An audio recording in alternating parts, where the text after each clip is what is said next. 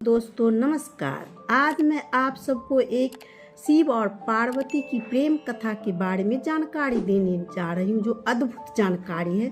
कैसे उनकी प्रेम में क्या क्या हुआ और कैसे उनकी पार्वती जब अग्नि में भस्म हुई तो शिव उनको लेके घूमे, और कैसे उनका जितना टुकड़ा शरीर का हुआ उतना जगह दिव्य शक्ति प्रभावित हुई। और वहाँ पे शक्ति पीठ से जानकारी से हर जगह पर उनकी पाँव का, पीठ का, आँख का मंदिर बना हुआ है। वो सब की जानकारी मैं इस वीडियो में आप सबको दूंगी। तो आप सबसे रिक्वेस्ट है कि मेरी वीडियो को भगाए नहीं, पूरा देखें और फुल जानकारी प्राप्त करें।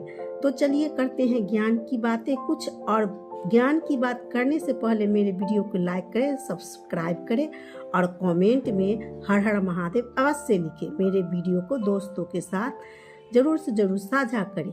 तो मैं आगे करती हूँ कुछ ज्ञान की बातें, जो शिव और पार्वती से जुड़ी हुई एक कथा है।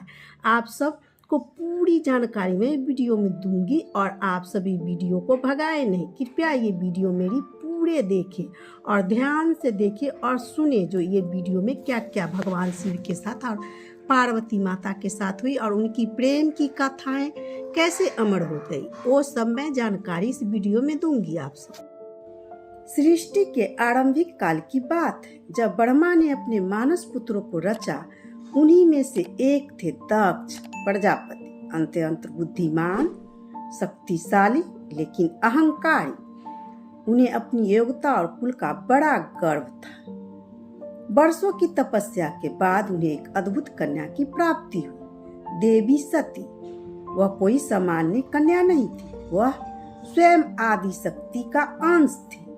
दक्ष अपनी पुत्री पर गर्व करते थे, परंतु उनके मन में यह इच्छा थी कि सती का विवाह किसी राजसी, वैभवशाली देवता या राजकुमार से हो। लेकिन सती का हृदय वहां जा चुका था जहां वैभव का कोई मोल नहीं। भगवान शिव के चरणों में देवी सती बचपन से ही विचित्र स्वभाव की थी। उन्हें ना तो श्रृंगार में रुचि थी, ना राजमहल की भव्यता में। जब भी कोई शिव की महिमा का वर्णन करता, उनका हृदय भक्ति से भर उठता। शिव जो शमशान में रहते हैं, भस्म रमाते हैं, सर्पों का आभूषण बनाते हैं, आम जन के लिए भय का कारण थे, लेकिन सती के लिए वह साक्षात सत्य थे। यह आकर्षण धीरे धीरे भक्ति में बदल गया और भक्ति प्रेम में। जब दक्ष को यह ज्ञात हुआ कि सती शिव को पति रूप में पाना चाहती है, तो वह क्रोधित हो उठे। उन्होंने सती को समझाने की कोशिश की, पर सती का निर्णय अटल था। वह वैभव नहीं, सत्य को चाहती थी। शिव को पाने के लिए उन्होंने पर्वतों की गुफाओं में कठोर तपस्या आरंभ की। बिना अन्न, बिना निद्रा, केवल शिव ध्यान में लीन। उनकी तपस्या इतनी प्रचंड थी कि देवता तक चकित रह गए। अंततः शिव उनकी भक्ति से प्रसन्न हुए। सती के सम्मुख प्रकट होकर उन्होंने कहा, हे देवी, तुम्हारी भक्ति मुझे बांधती है। मैं तुम्हें अर्धांगिनी के रूप में स्वीकार करता हूँ। पूरा ब्रह्मांड आनंद से झूम उठा। देवताओं ने पुष्प वर्षा की। फिर हुआ वह दिव्य विवाह, जिसका साक्षी स्वयं ब्रह्मा, विष्णु और सभी लोग बने। शिव बारात लेकर कैलाश से निकले। भूत, प्रेत, पिशाच, नाग, योगी सब साथ थे। यह दृश्य किसी राजसी विवाह का नहीं, बल्कि भव्यता का उत्सव था। सती ने गर्व से उन्हें शिव को स्वीकार किया, परंतु इस विवाह में एक स्थान रिक्त रहा। सती के पिता दक्ष प्रजापति, वे न तो आए न ही आशीर्वाद भेजा। उनके लिए यह विवाह एक अपमान था। समय बीतता गया। कैलाश पर्वत पर शिव और सती का जीवन आनंद से बीत रहा था, लेकिन दक्ष का अहंकार शांत नहीं हुआ। एक दिन दक्ष ने एक विशाल यज्ञ का आयोजन किया। ब्रह्मा, विष्णु, इंद्र सभी देवता को आमंत्रित थे, बस एक को छोड़कर। भगवान शिव को यह भूल नहीं, बल्कि जानबूझकर किया गया अपमान था। जब सती को यह समाचार मिला तो उनके मन में तूफान उठ गया। उन्होंने सोचा, शायद पिता भूल गए हों और विनम्रता से शिव से शांत स्वर में कहा, हे स्वामी, मैं पिता के यज्ञ में जाना चाहती हूँ। शिव ने शांत स्वर में कहा, जहाँ सम्मान ना हो वहाँ जाना व्यर्थ। पर सती के भीतर बेटी का प्रेम जाग उठा था। उन्होंने कहा, शायद वह मेरा चेहरा देखकर बदल जाए। शिव ने अनुमति दे दी और सती अकेली यज्ञ स्थल की ओर निकल पड़ी। जब वह पहुंची तो पूरा यज्ञ स्थल मौन हो गया। कोई स्वागत नहीं, कोई आसन नहीं। देवताओं की दृष्टि झुक गई।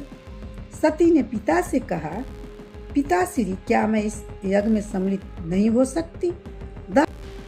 दक्ष ठंडी हंसी के साथ बोले, जिस दिन तूने उस भस्मधारी शमशानवासी योगी को अपना पति चुना, उसी दिन तू मेरी पुत्री नहीं रही। सती की आत्मा कांप उठी। यह केवल अपमान नहीं था, बल्कि उनके आराध्य शिव का तिरस्कार था।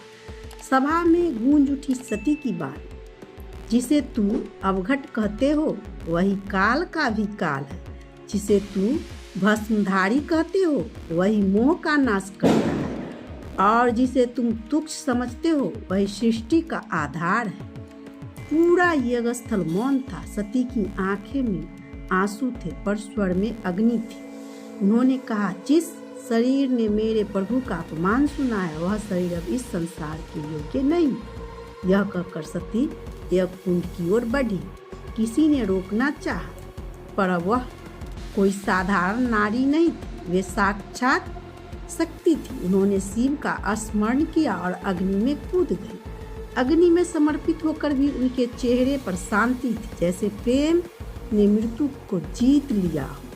कैलाश पर जब यह समाचार पहुंचा तो पूरा ब्रह्मांड कांप उठा। शिव समाधि से उठे, नेत्र रक्तम हो गए, जटाएं लहराने लगी। उनका क्रोध ही प्रलय कहलाता है। उन्होंने अपनी जटाओं को पृथ्वी पर पटका और उसी क्षण उत्पन्न हुआ वीर भक्त शिव का विकराल रूप, जो केवल एक लक्ष्य लेकर चला और उसी लक्ष्य को उत्पन्न दक्ष का विनाश वीरभद्र के यज्ञ स्थल पर पहुंचकर चारों ओर विनाश मचा दिया।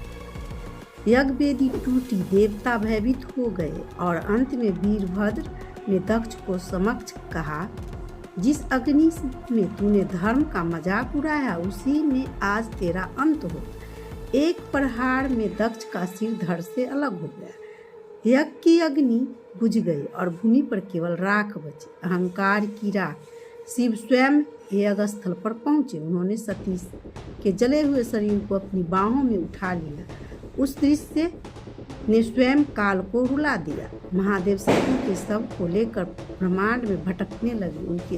उनके विलाप से सृष्टि असंतुलित हो गई। देवता भयभीत हुए और विष्णु से प्रार्थना की। विष्णु ने सुदर्शन चक्र चलाया, जिसे सती के शरीर को टुकड़ों में विभाजित कर दिया। जहाँ जहाँ उनके अंग गिरे वहाँ दिव्य ऊर्जा फैल गई। वही स्थान बने शक्ति पीठ। ये कोई साधारण स्थल नहीं थे, बल्कि उस प्रेम की साक्षात गवाही देती है जो शिव और सती के बीच था।